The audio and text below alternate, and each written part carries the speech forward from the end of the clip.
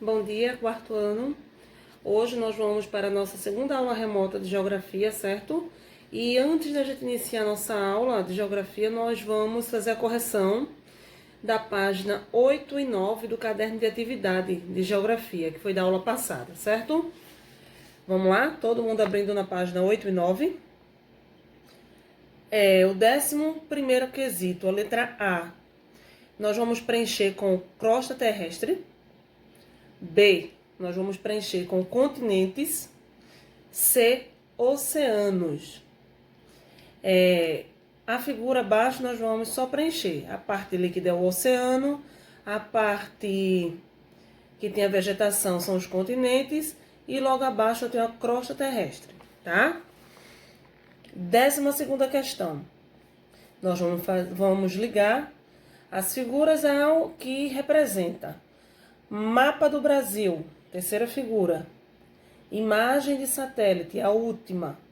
Globo terrestre, a terceira. Planisfério, a primeira imagem, tá? Página 9. 13º. Ele quer saber quais são as formas que representam, de representação da atividade 12, permite saber facilmente a localização de um país. Entre o mapa do Brasil, a imagem do satélite, o globo terrestre e o planisfério, o que dá para localizar um país é o planisfério, tá? Então, resposta da 13º, planisfério. 14º, se você quisesse saber a localização do estado em que você mora, qual formas de representação da atividade 12 seria de maior ajuda? Nós moramos no Brasil, então, logicamente, a resposta será mapa do Brasil, tá? O 15º, nós vamos preencher com as duas imagens. A primeira imagem eu tenho a imagem do satélite e a segunda imagem eu tenho uma planta, tá? Letra B.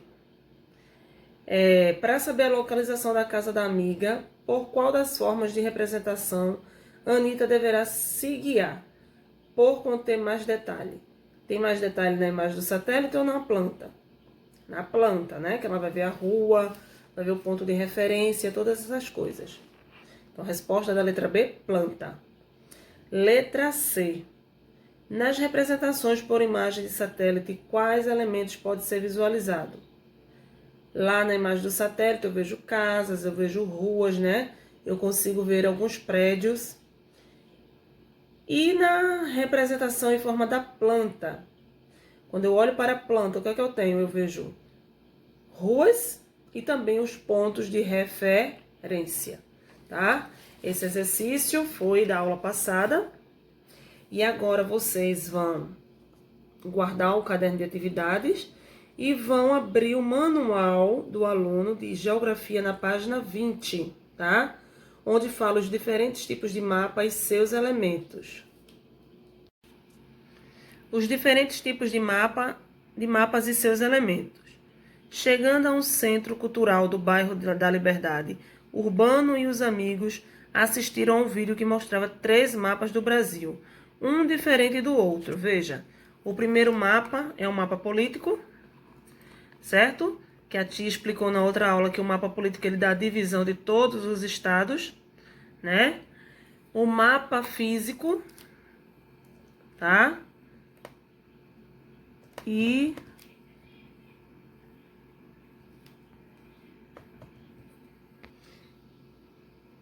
o mapa temático, que esse tema daí, no caso, é a população, tá? Ele mostra no temático aí, da população, ele vai dar ideias, vai falar da população de cada estado. Aí tem o primeiro quesito. Qual desses mapas você já viu? Você vai preencher aí o primeiro quesito com um desses 3 mapas, se você já viu em algum lugar, tá? Há muitos tipos diferentes de mapa e eles são feitos de acordo com o que se deseja retratar. Urbano, observando os mapas mostrados no vídeo a que assistiu, descobriu que o primeiro deles é um mapa político, pois mostra os estados brasileiros. O segundo, um mapa físico, porque traz elementos da paisagem natural, como o relevo e a água. O terceiro é um mapa temático, que retrata a população. Este último tipo de mapa, entretanto, pode apresentar temas específicos diversos, como economia, turismo e etc. Na página 21, o segundo quesito, ele fala: agora observe cada um dos mapas da página anterior atentamente para responder as questões a seguir. Aí eu peço que vocês abram o livro de uma forma que vocês vejam a página 20 e 21 ao mesmo tempo, tá? Letra A. O que as diferentes cores representam no mapa político? Dá uma olhadinha no mapa político e observa para mim o que é que as cores estão indicando. Quando a gente volta na página anterior, que a gente vai para o mapa político, a gente vê que cada estado está sendo pintado com uma cor diferente, certo? E eu expliquei para vocês que o mapa político ele dá a ideia da divisão de cada estado. Então aí, né, no mapa político, as cores elas são indicadas para separar os estados, tá? Para indicar os estados.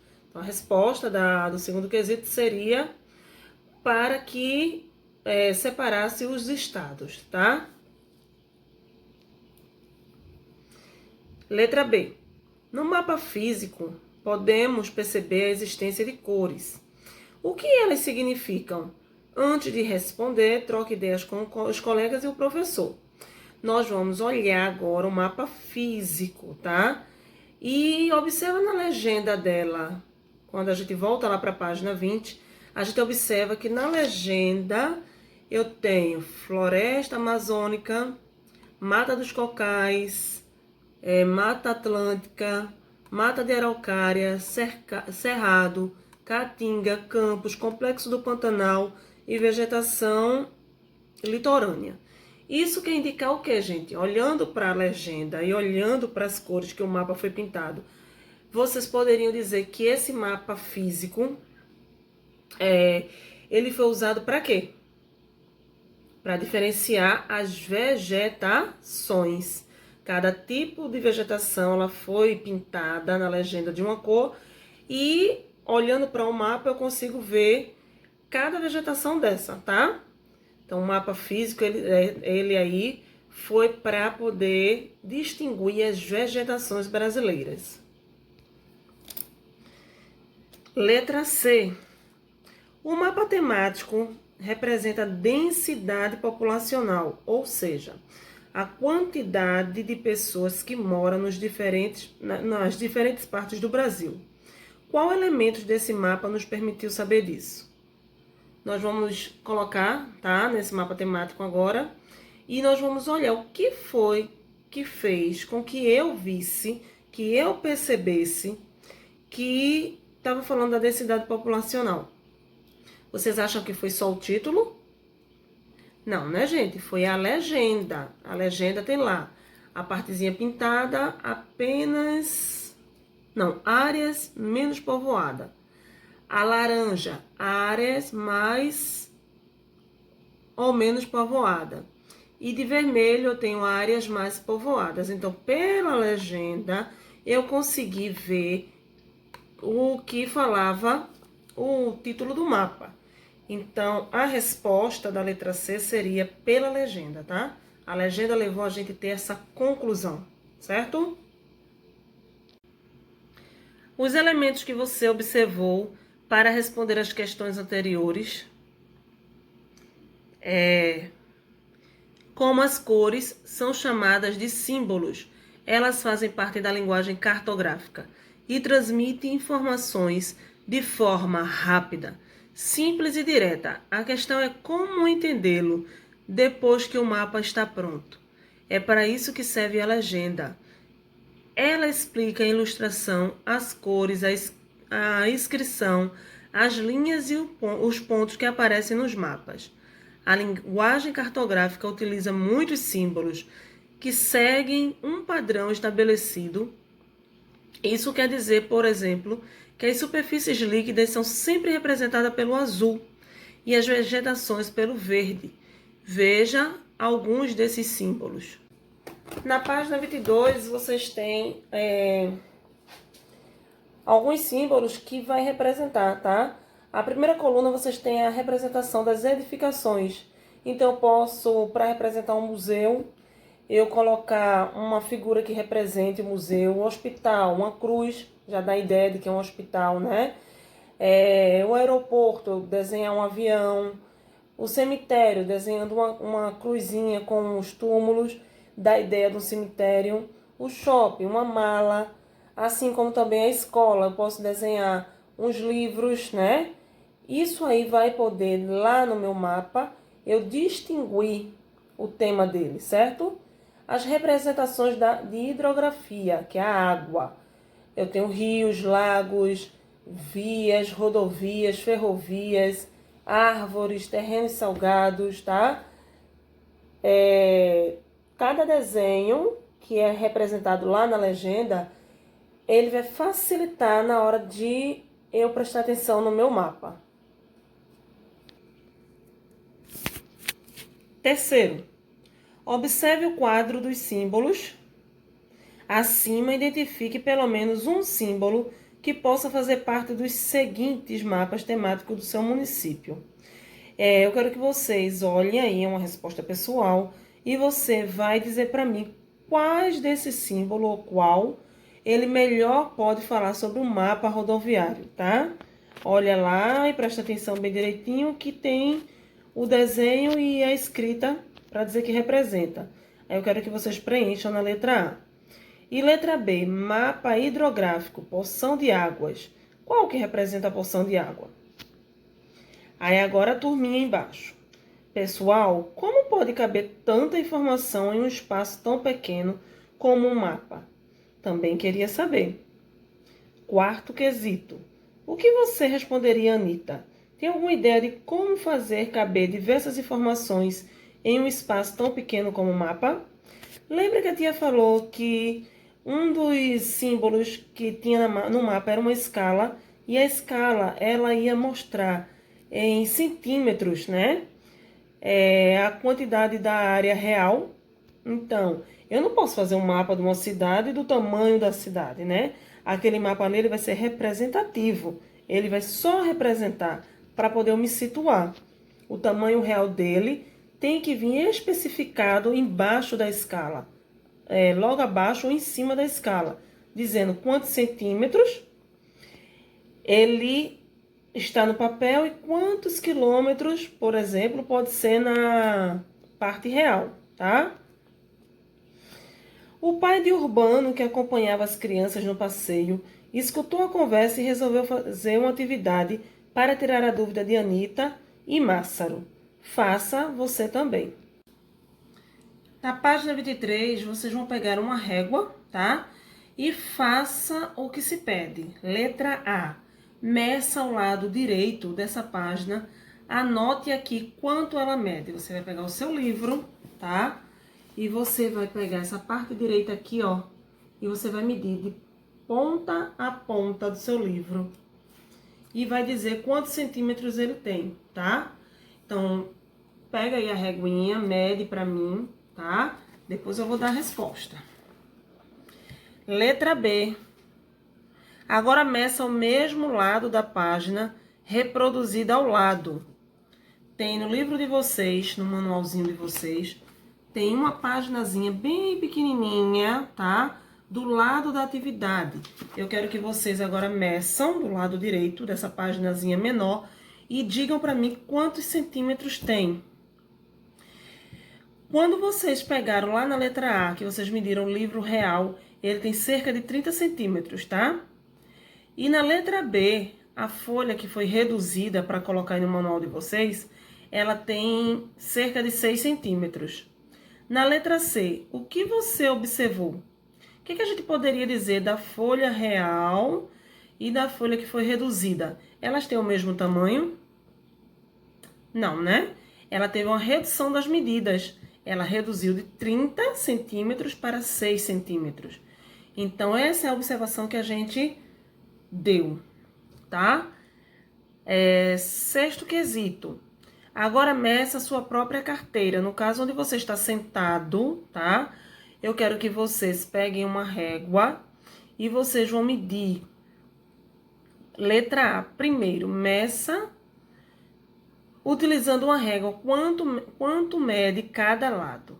Eu quero que vocês meçam a largura e coloquem aí do lado a largura da cadeira de vocês e a altura, tá? Largura é o comprimento, tá? Largura e a altura, tá? Letra B.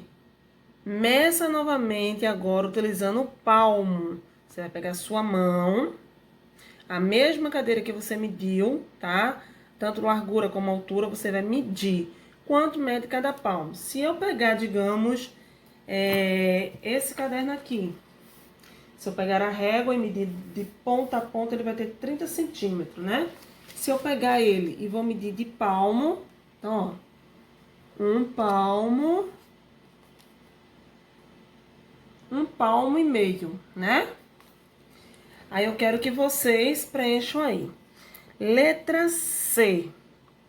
Meça mais uma vez a carteira, a cadeira que você está sentada ou sentado, agora utilizando um palito de fósforo ou de sorvete, tá? Você vai pegar um palito de fósforo ou um de sorvete e você vai medir a largura. Quantos palitos teve a largura? E a altura? Quantos teve? Então, façam com calma, tá? Depois que a aula acabar, vocês voltam para o sexto quesito e preenchem isso daí. Tá? O sétimo, nós não vamos fazer porque a gente vai ter que fazer trocando ideias com alguma coisa da nossa sala de aula. E aí, a gente vai deixar o sétimo para quando a gente voltar, tá? Ao confeccionar um mapa, é preciso reduzir as medidas reais de um lugar para que ele possa caber no papel. Para isso, devemos estabelecer os critérios dessa redução, definindo a relação entre o tamanho real do que se quer representar e a sua representação reduzida no mapa. Essa relação é chamada de escala, tá? Com a criação da escala ficou mais fácil interpretar e até confeccionar um mapa. Você sabia? Uma das formas de medir a escala é um mapa. Em um mapa é utilizando a régua. A escala, depois eu vou mostrar o mapa para vocês na tela, tá? E vou mostrar cada elemento. E a escala, ela fica logo abaixo do mapa, na parte direita do mapa. E ela vai mostrar o tamanho que ela é real e o tamanho que ele teve que ser reduzido para caber naquele papel. Olha lá. Aqui em cima eu vou ter o título, tá? Título, informa o tema abordado pelo mapa. Esse mapa aqui, no caso, é os imigrantes no Brasil de 1820 a 1850. Então, esse é meu título, tá? Do mapa. Escala revela a relação entre a realidade e sua representação no papel. Ó, dá uma olhadinha aqui na escala. Tá? Daqui para aqui, ele tá mostrando que na escala, essa medição aqui, em realidade, ela equivale a 785 quilômetros, tá? Aí eu tenho a orientação, que é essa rosa dos ventos que a gente falou na sala, que geralmente é simbolizada pela rosa dos ventos, ou por uma seta que mostra a direção do norte. A rosa dos ventos, a tia falou lá na sala de aula, né? Que ela servia para poder a gente se situar. E sempre ela vai mostrar para o norte, tá? Então, a orientação, ela é ou a rosa dos ventos ou uma seta que indique o norte. Eu tenho a legenda. Contém o significado dos símbolos e cores. Aí aqui eu tenho, ó, os símbolos, tá? Para poder eu olhar lá no mapa e me situar. Aqui no Pará teve mais influência de quem? Dos japoneses, se eu for para a legenda, tá vendo? Aqui, ó, deixa eu dar uma olhadinha aqui no Rio Grande do Sul. Ele tem mais quadradinhos roxos. Então, teve mais influências alemãs, né? Então, a legenda serve para isso. Para eu olhar lá no mapa o desenho, as cores que está pintado e o que representa no mapa. Temos logo abaixo também a fonte. Ó, mostra quem produziu o mapa ou de onde ele foi retirado. Esse mapa aqui, no caso, ele foi retirado do Portal dos Mapas Imigração 2019, disponível em Portal dos Mapas IBGE, gov.br, acesso em 5 de dezembro de 2019. Então, essa aqui foi de onde foi retirado esse mapa. Então, a fonte é de onde eu tirei essa informação. Em um atlas, encontre um mapa político do Brasil ou utilize o da página 20. E observe a localização do estado onde você mora. O nosso estado é Pernambuco, tá? Compare com o mapa acima e a partir da localização do seu estado, informe se foi um estado que recebeu imigrantes e de que nacionalidade. Depois, com a ajuda do seu professor, procure explicar como você pôde concluir. Voltando na página 20, nós vamos achar o nosso estado, tá? Ele tá por aqui assim, logo aqui, ó. E a gente olhou nesse mapa político porque o mapa político ele separa, tá? Ele distingue todos os estados. E aqui está Pernambuco. Agora nós vamos voltar lá no outro mapa da página 24 e nós vamos dizer quais influências, quais povos que mais teve a imigração em Pernambuco, certo? Observa que no mapa da página 24 não tem um número significante de nenhum imigrante, tá vendo? Eu tenho mais abaixo aqui na Bahia, que olhando aqui, os imigrantes italianos, mas Pernambuco não tem nada que represente na legenda, certo? Aí você vai poder colocar aí nessa atividade que você pode concluir que no estado onde você mora, o Pernambuco, não tem números significativos na legenda mostrando que tipo de imigração prevaleceu, certo? Página 25. E por falar nisso, mapas táteis, tá? Mapa táteis é quando eu tenho um mapa que é direcionado para as pessoas de deficiência visual. Táteis, está dizendo tudo. Ele vai apalpar, ele vai tocar, ele vai perceber aquilo que a gente está conseguindo ler. As pessoas deficiente visual, ele vai ler com o tato, não é isso? Aí vejam, no centro cultural que visitaram no bairro da Liberdade, Anitta e os amigos conheceram um tipo de mapa diferente, o mapa tátil. Você já ouviu falar desse tipo de mapa? Leia a seguir, eu peguei no texto sobre ele. O avanço nos estudos da linguagem cartográfica permite hoje que as pessoas cegas e com deficiência visual também possam ler mapas. Os mapas táteis são basicamente mapas que usam técnicas de alto relevo e que possibilitam, por meio do tato, a leitura das informações que contém. Os mapas táteis já são muito usados em espaço público da cidade, como museu, estações de metrô, parque, etc. Infelizmente, esse tipo de cartografia ainda é desenvolvida de maneira muito tímida em nosso país, ou seja, pouco, tá? Restringindo-se às áreas mais nobres da cidade. E como será que a leitura desses mapas é feita por pessoas com problemas relacionados à visão? Nós vamos olhar agora, que a tia vai mostrar para vocês, como é um mapa tátil, e eu vou deixar, tá, na descrição do vídeo, uma atividade para que vocês, da forma criativa que vocês tiverem, vocês vão pegar um mapa do Brasil, tá? Vocês vão fazer ele em relevo. Eu posso utilizar lã, eu posso utilizar cordão para poder demarcar esses estados. Eu posso utilizar emborrachado, se eu tiver na minha casa.